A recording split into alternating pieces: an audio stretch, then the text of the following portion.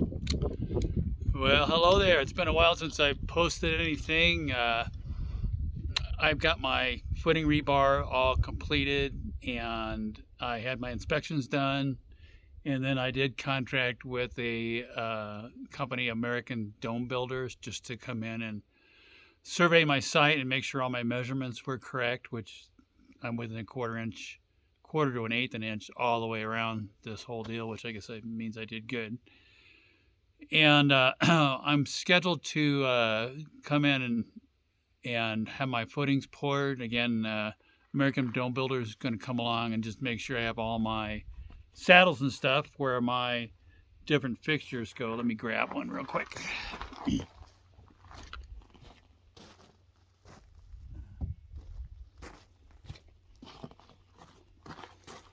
So around the circumference of my dome, these will have to be really precisely placed, and then the rebar will the steel structure will come down, and the I-beam will fit inside this saddle, and then it'll get bolted through, and then up above where my torch tension ring for my coupler is, all those steel I-beams will get bolted to that, and then all the way around the circumference of the dome. So it's a big deal to make sure that these are placed precisely.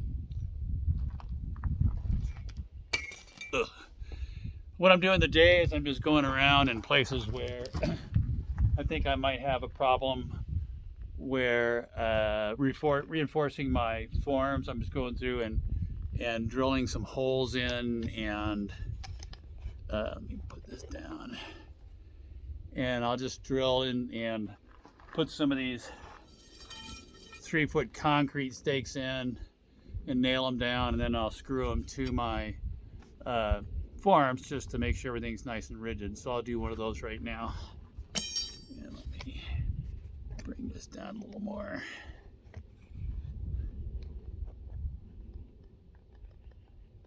Yeah, may not be able to see me drill in at the base, but we'll show you how the process goes. So I picked this spot because there's actually a splice in here between the two pieces of plywood, and then I put a section of plywood over that, but I'm going to take and put one of those concrete stakes in right here.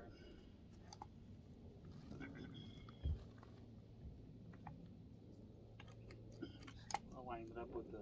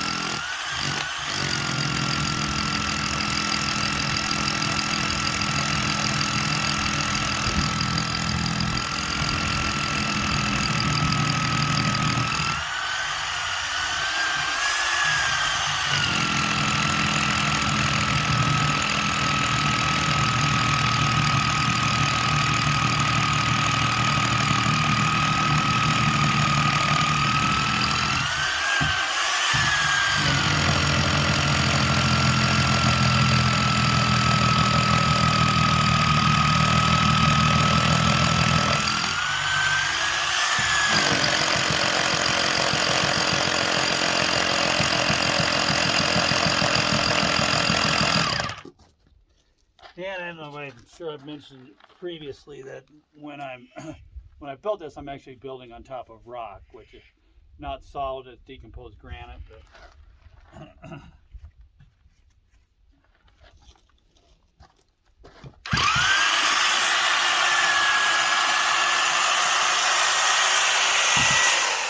and that's how long the drill bit is. It's maybe it's 18 inches or so, 20 inches. And then I'm just going to take one of my spikes and nail it down this hole. Of course, this is a 3-foot spike, so I have some hanging up. And I'll just take my sledgehammer and orient those holes.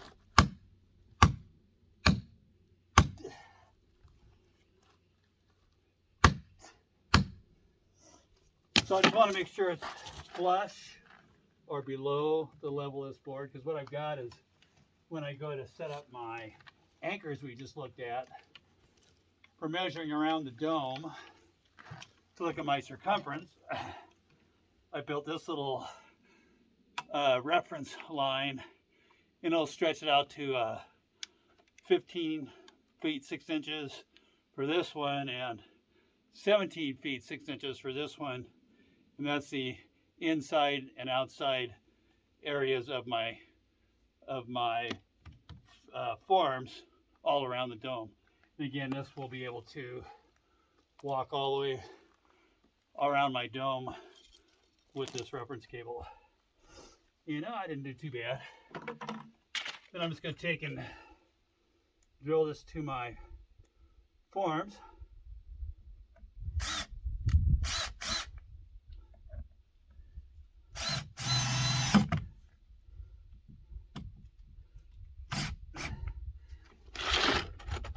And I'm using these 3-inch construction crews. Let me rotate this a little bit over. There we go. And again, just take these and screw them into my footing boards.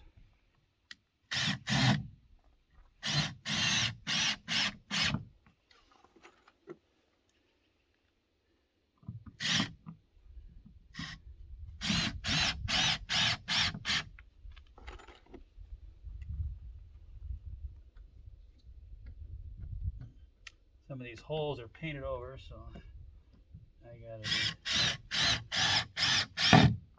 do the Helen Keller method of Braille. And I might be able to get one more in there.